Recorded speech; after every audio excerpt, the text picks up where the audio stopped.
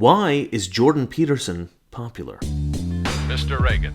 So, before the 1990s, there existed something that was called common sense. These were things like Christianity is good. Old people are usually wiser than young people. Being healthy is attractive. There are bad people in this world, but not everyone is bad. Don't give Iran, possibly the largest single funder of terrorism around the world, $1.7 billion in cash for no reason whatsoever. So yeah, we used to have common sense. In about the 1960s, there were several academics who decided to challenge the traditional ideas that common sense was predicated upon. And this is fine. I like questioning convention. I love that. The problem is that these challenges to conventional ideas became fiercely aggressive, and a lot of propaganda was produced to sway public opinion. The most famous example is Howard Zinn's The People's History of the United States of America. So the idea behind this propaganda was that if you are an intelligent person, you will recognize these sophisticated new ideas as true. And if you are unintelligent, you will remain mired in the stupid ideas of our primitive ancestors. This propaganda has been so successful that now we have this severe culture war. Throughout the 60s, 70s, 80s, 90s, all the way up to today, conservatives have argued that these ideas are absurd. They are absurd. But we didn't really have the academic acumen to back up our ideas. Most academics aren't conservative. So if all these ideas are so absurd, how has the left been so convincing? Well, I'm going to go into that in a later video, but basically boils down to this. If you're wrong about something, you have to be really, really good at propaganda. And if you're right about something, you don't usually have to be that convincing. You just tell people the truth, and then they recognize it as the truth. Usually the truth is fairly obvious.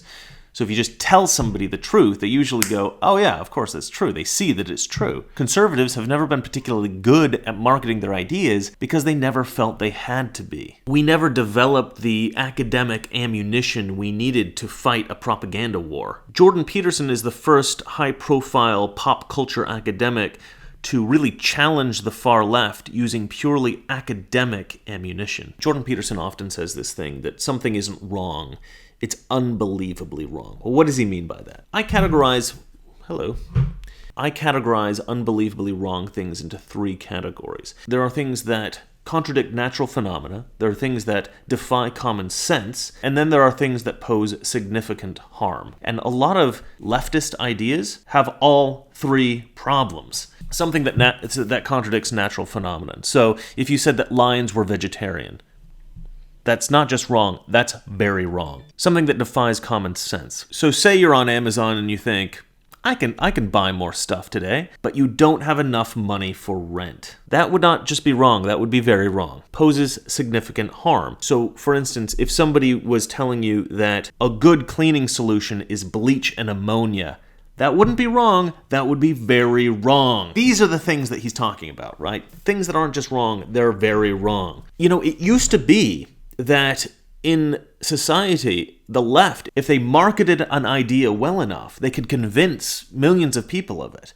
I think that power is going away thanks to the internet, and YouTube in particular, and Twitter, and awesome methods of distributing information. And we're just going to get more. The internet's just going to get more and more and more. So now, if somebody has a suspicion that, well, this sounds pretty good, but I'm not 100% sure about it, they can go online and they can check out diverse opinions about the thing. One of the reasons that Jordan Peterson is so unbelievably powerful is he targets ideas that people have some suspicion about, like, well, that sounds right, but I don't know, I'm not sure. He's got such a brilliant perspective on so many different things that people question. They can get answers about these things from this guy. They don't have to just take the word of CNN for everything anymore. They can go to a variety of different sources. But Jordan Peterson really tackles the hardcore controversial issues, and he does it with an incredible amount of education, incredible intelligence, and it's all rational, it's all reasonable, it's all logical. You listen to one person's argument that sounds like this convoluted idea, and you think, well, that doesn't really sound right, but I can't argue against you because I don't really have information to debate against that, because I'm not an academic. So then you go watch a Jordan Peterson video, and sure enough, He's got the evidence right there. He's got the scholarship. He's got he can cite the paper. He can prattle off the name of, a dozen scientists who have studied this sort of thing. He's done some of the research himself.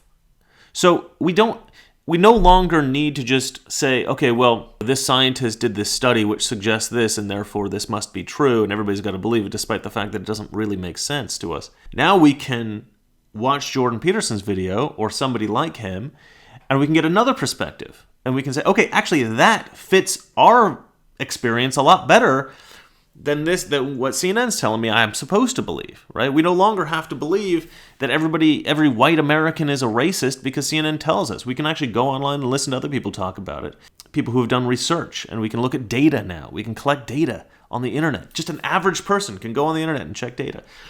So Jordan Peterson is a kind of a conduit for a lot of the information that people have been hungry for a long time, but haven't had access to, because there are so few conservative academics. And of course there's a variety of other reasons, I think, that Jordan Peterson is popular. His principal message, purpose through responsibility, is one that I think resonates.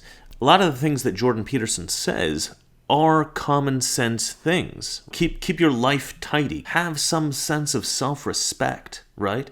If you're able to do things that encourage you to respect yourself, you will then be better able to assess others and ideas, different people's experiences. It's analogous to sort of like trying to look at the world from a trench, or trying to look at the world from a hilltop. If you have a well-developed sense of self-respect, you'll be on a hilltop. You can see the world clearly and objectively. If you're in a trench, if you're in a depression, if you hate yourself and you're going to look around, you're just going to see dirt walls, sitting around in your own filth. That's not a very good perspective to be looking at the world from. And so yeah, just maintain some sense of dignity. Try to do the right thing from time to time. Try to do the right thing all the time.